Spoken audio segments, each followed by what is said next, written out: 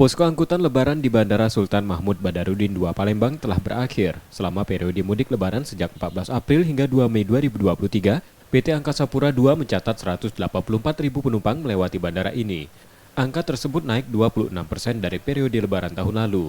Kenaikan juga terjadi pada pergerakan pesawat yang mencatatkan 1.256 penerbangan selama arus mudik. Jumlah itu naik 16% dibanding arus lebaran 2022. Rute menuju Cengkareng, Halim Perdana Kusuma, dan Batam masih jadi destinasi utama.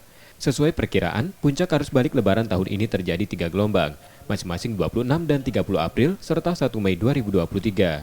Hal itu sesuai anjuran pemerintah untuk menunda kepulangan ke daerah asal mencegah penumpukan penumpang. Kita mencatat ya, arus balik itu ada 3 puncak arus balik, tanggal 26, tanggal 30, dan tanggal 1 terakhir kemarin. Itu sangat luar biasa menurut kami, dan tertingginya di tanggal 1 justru, bukan di tanggal 26. Ini mungkin sesuai dengan anjuran pemerintah ya, saat itu bahwa ada perpanjangan libur dan sebagainya, sehingga semuanya hampir memilih pulang ke asal masing-masing di tanggal 1.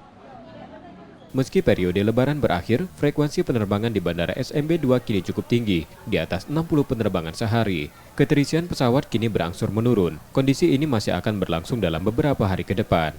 M. Rizky Nurmizan, Kompas TV, Palembang, Sumatera Selatan.